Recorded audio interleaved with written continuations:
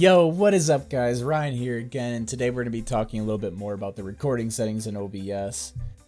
This one's going to be a little bit easier in streaming. This way you can do a little bit more tests on your computer locally, and if something doesn't work, then you can just rechange the settings after. What we're going to do here is go to the settings tab and just go do some quick checks before we actually start recording. So first off here, we got the base canvas resolution. This is going to be your monitor resolution that you have at the moment. Output scaled resolution, make sure that you are checking this, and whether you want a 720 video or a 1080 video, that's up to you. Just go ahead and change it here. Downscale filter, again, this is just your 36 or 16 land coast and by cubicle. I keep mine at 36, gives the best quality. Go ahead and do that, it makes it nice and crisp. And then of course your FPS value is going to be 60. I use 60 for my videos. You can use 30. For something like this, 30 is fine, but I still prefer quality, so I'm going to use 60. The next thing we're going to do is the output mode. Make sure you change this to advanced just so you can see all the options that is available to you. And then we're going to go to this recording tab here. First thing to notice here is the type. Just keep this at standard, no reason to change this. Recording path, this is where you're going to be saving your recorded videos. It's pretty easy and self-explanatory. Just pick the file or the folder that you want to save your videos in. Next thing we're going to look at here is recording format. Switch this to MP4. It gives you the availability to have different audio tracks on your video for editing, so just keep that in mind when you're choosing your recording format. Next thing you see is audio tracks here. As I mentioned in the streaming video, these tracks are used to send audio to your video. As you can see, I have my audio tracks a little set up here. As you can see, I have my tracks for all my devices. My desktop audio is on 2, and then my mic is set up for the 4th track. So if there's any tracks I don't want to use, I just uncheck it on the output here, and I just use 2 and 4. So 2 is going to be a desktop again, and 4 is going to be my mic sound. Alright, so the next thing we wanted to see here is their encoder settings.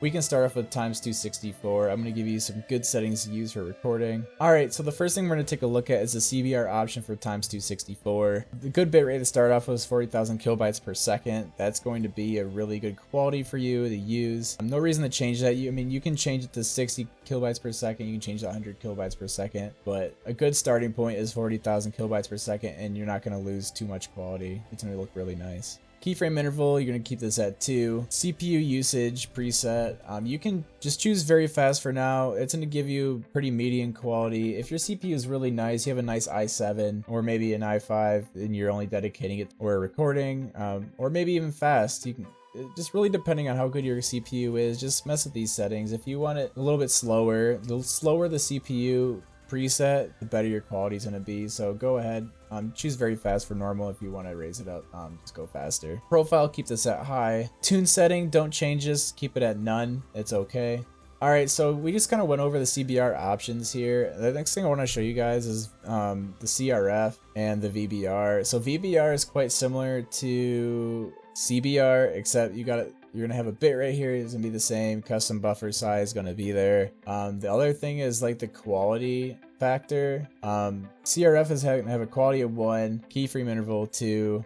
Same settings as the CBR. It's just you're gonna have a little bit of a quality difference here. Alright, we're gonna move the CRF. So this is a really good setting to use for ×264, and probably the best one to use. So what you're gonna want to do here is set this to 1. That's gonna give you the best quality possible. You can choose 16. It's not bad. It gives you pretty median quality, but honestly, if you want the best quality, just choose 1. Keyframe intervals is going to be 2. CPU usage preset, again, like I stated before, the slower you choose, the more CPU usage is going to use to record your video, and of course in turn gives you better quality, so keep that in mind. I'd choose very fast as a median, and or maybe faster. Profile high, keep that the same always, and tune's gonna be none again.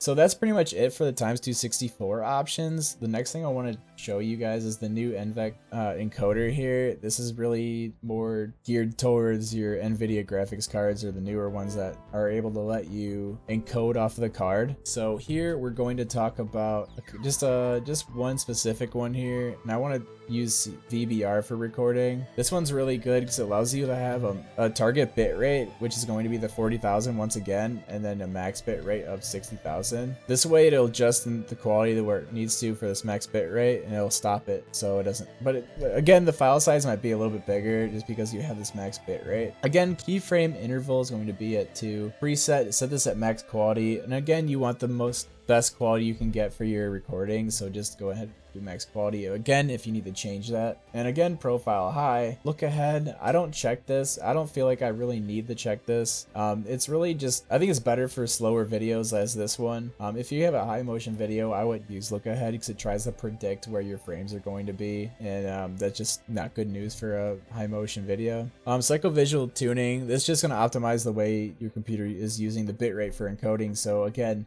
this is a good one to keep checked regardless. Of course, it's going to use more utilization of your GPU, but definitely use this one. GPU, keep it 0, don't change this. And then max B frames, I just choose 2. Basically, B frames are just going to try to predict where your frame's going to be. If you have a fast moving video, just keep it at 2. 4 is good for like slow motion games, Hearthstone, chess, whatever you want to change this to. But I think a 2 is really just good to keep it where it needs to be. And again, they have the CBR option here. Alright guys, that's going to be it for today. And again, if you guys have some questions and comments about the video today, please leave them down below. Like the video if you feel like this was a good, worth video, and if not, unlike it. I don't care. As long as I know what you guys want from me, I'll feel happy, and you guys will feel happy, and this will be a nice family. So, and subscribe down below for future videos. That way you guys can get some my content I'm going to be pushing out.